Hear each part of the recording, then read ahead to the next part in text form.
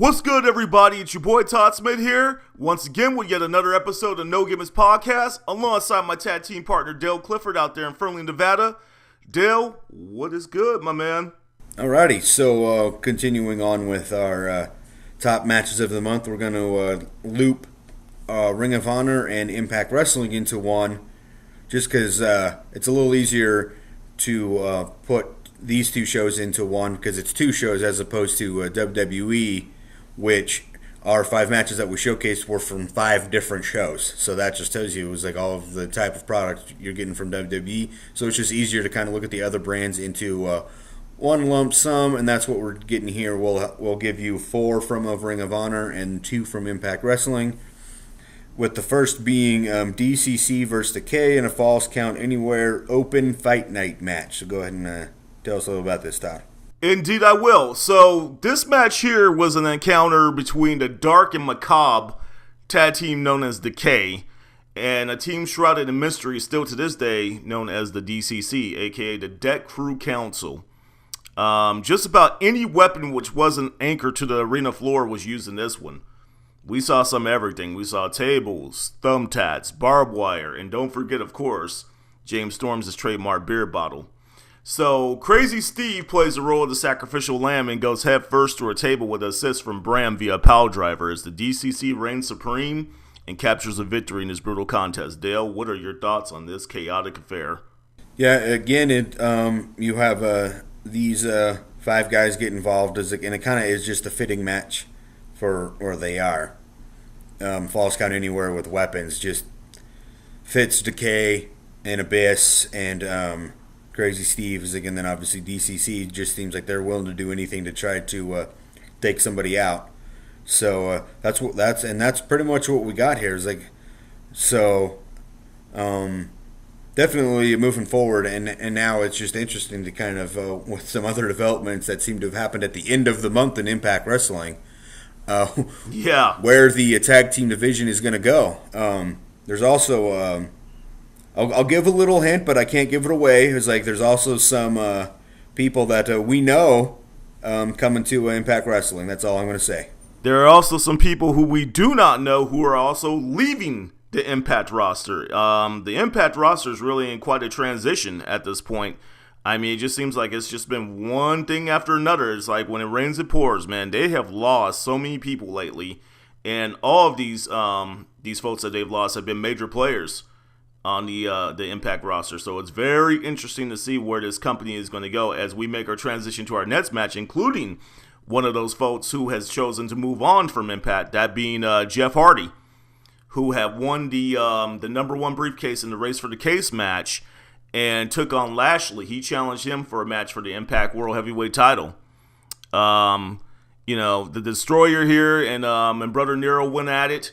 And Brother Nero wound up getting a big more than he bargained for in this one, as he succumbed to the onslaught and got a spirit out of his boots in an unsuccessful challenge to Lashley. So, Dale, what's your thoughts on this one? So it was nice to see once again Jeff Hardy at the top of the card. He's been doing this broken brilliance of Matt Hardy for a while with the tag team pursuit and stuff like that. Just nice to see him get a world title match again, and obviously we saw what Lashley can do, and it's kind of the interesting thing of that it does seem like Lashley is, for his credit, able to deliver solid outings with whoever you put him in there. EC3, Eddie Edwards, consistently. Jeff Hardy. Now obviously that also goes to the man he's working with, Jeff Hardy, Ethan Carter III, Eddie Edwards. But this one delivered again. It was like you saw the size and strength of Lashley, and then you saw Jeff Hardy go to his bag of tricks and try to do some high-flying stuff. A couple of them didn't pay off, and then obviously in the end, Lashley retained. Yeah, Jeff took his share of licks in this one. Bobby definitely took it to him. Moving on here, so we're gonna go ahead and leave Impact Wrestling here and take our give you our perspective on the ROH top matches of the month. So our first match from ROH, we had the Bullet Club, comprised of Adam Cole and Cody, taking on Jay Lethal and Bobby Fish. This is from ROH TV. This match was a result of a promo in which Cody came out and absolutely buried the city of Atlanta and spoke very ill of the former ROH champ, Jay Lethal. Originally, this match was set to take place as the main event on that week's edition of ROH TV, but they decided to give it to us first. And to no surprise, here we actually get Bobby Fish and we get Adam Cole, in a predicament here. And Bobby actually made Adam Cole tap out. So, Dale, what's your thoughts on this one? One little quick side note as I was reviewing our list, an interesting connection between the 4 matches we have in ROH. There is a J in every single one of them. I was taking a look at that as well. Yeah, definitely a strong one for J's in ROH there. Yeah, that's funny you bring that up there. As we go to this one, Jay Lethal, Bobby Fish, Adam Cole. We all know what they can do in Ring of Honor. We're just now getting a chance to see Cody break away from WWE. We saw a little bit of what he could do in Wrestle Kingdom 11, and now in Ring of Honor, we're getting a little bit more. He had a standout match with Jay Lethal in his debut match. So they're continuing their feud going forward, and then obviously we set up Bobby Fish and Adam Cole for the Ring of Honor Championship that's coming up down the line. And we just a little bit of everything from all of these guys involved. And again, now Bobby Fish is totally a singles guy because we don't know the future of Kyle O'Reilly. So Red Dragon is over. We do not. Bobby Fish is now 100% a solo wrestler now. So he's onward and upward towards the Ring of Honor Championship right now. And I also know he's still in pursuit of the television championship. So very good match from all of these guys. Definitely main event worthy. But they bumped it early because Cody couldn't keep his mouth shut. Exactly. And strong heel work out of Cody, man. I mean, ever since he made the turn at Final Battle 2016, this guy really has emerged. It just goes to show. I mean, because he was booked as a heel over there in WWE, but they gave him some stupid characters to work with. It's also so funny. It's like Bullet Club comes out to cheers, is like, and then they have to get on the mic to make sure people boo them. Yeah. Yeah, I think that was awesome, basically. Yeah, he had to turn on the crowd out there at Center Stage out there in Atlanta. Yeah, because they were just loving them some Cody. But, yeah, Cody made sure real quick that he knew how he felt about them. Moving on here. So we're going to talk about another Jay. As you were saying, we had Jay Lethal versus Jay Briscoe. This was from ROH TV, a decade of excellent semifinal match. The winner of this contest would advance to the final and earn the opportunity to go one-on-one with Christopher Daniels. Special guest commentator for this match was Adam Cole, baby. Jay Briscoe is victorious in this battle of the Jays by finishing Lethal off with a clothesline, which would make the Rainmaker proud. Dale, what you got for me on this one? Definitely another solid effort between both guys. And we know the long history that we have between Briscoe and Lethal. It's like they go way back to obviously Briscoe's been there since day one. Lethal's the longest reigning ROH champion. So long history, and I absolutely loved the idea of this Decades of Excellence tournament, bringing back guys that had been in the company for at least 10 years. Unique concept. And that was and that's what we saw. And guys that have been around Ring of Honor for that long, you absolutely know what they can do. And we saw it. You get the hard hitting and sometimes high flying of Jay Briscoe to the nice combinations and high flying from Jay Lethal. Yeah, definitely a strong offering out of these two guys. And I can honestly say, I like the way that this one turned out here, but I'm not gonna spoil it. Let's go ahead and talk about the next match before we get to the results from the finals. We had a 6-man scramble between Diamond Dijak, Alex Shelley, Chris Sabin, Leo Rush, Jonathan Gresham, and Jay White.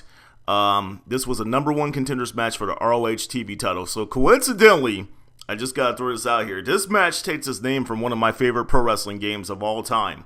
There was a game actually for the Sega Saturn called 6-Man Scramble that I used to play the hell out of. It was kind of like the predecessor to Fire Pro D and Fire Pro R, which came on some of the later gaming platforms. But yeah, lots of nights spent in my college dorm playing that with some of my friends back in my days. But anyhow, moving on here.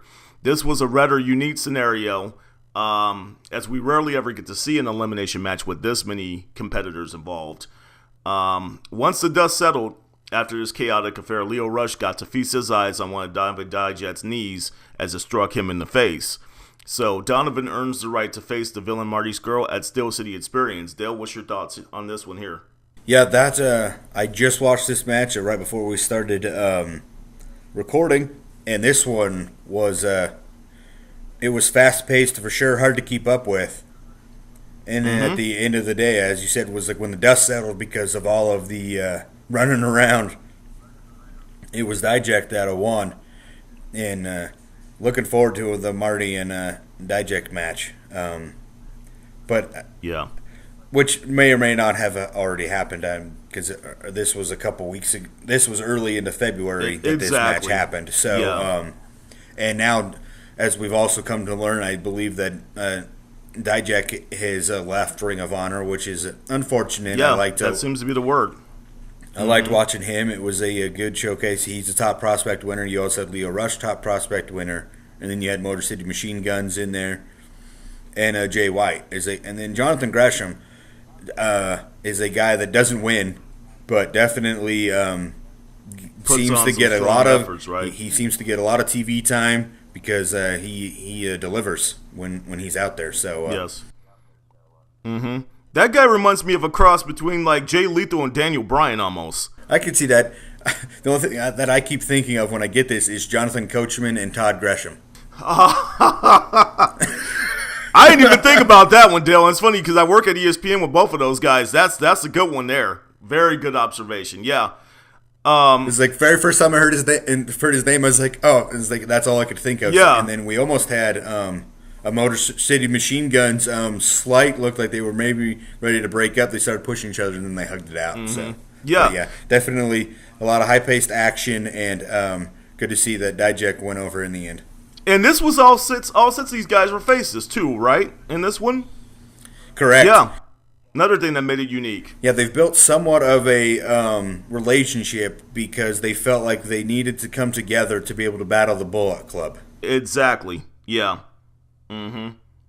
Yeah, so now we're going to give you our top match from the month of February from Ring of Honor here. So this was the finals from the Decade of Excellence tournament. We had the Fallen Angel, Christopher Daniels, taking on Jay Briscoe. So, yeah, you already kind of went over this earlier. Very unique tournament that they had here, featuring talent from ROH that have been part of the company for the past decade. Two ROH originals, tag team specialists going head-to-head here in this one. And in the end, it was Christopher Daniels that gave Jay Briscoe some flight lessons, courtesy of the Angel's Wings from the top rope. Dale, what's your thoughts on our top match of the month of February from Ring of Honor? Absolutely loved the ending with the Angel's Wings from awesome from up finish high. There. Yeah, the awesome finish. Definitely great work out of two in-ring Ring of Honor legends in Christopher Daniels and Jay Briscoe. Happy about the finish. And it's just so interesting to think. It's like 15 years later, it's like Christopher Daniels was in the very first main event, and he's now finally back in it going for the Ring of Honor World Championship. Wow, okay. But yeah, so that has been our thoughts from the top matches of the month of February from Ring of Honor. Basically, our main takeaway, if a ROH match has someone with the name Jay in it, check it out because most likely it's going to wind up as one of our top matches.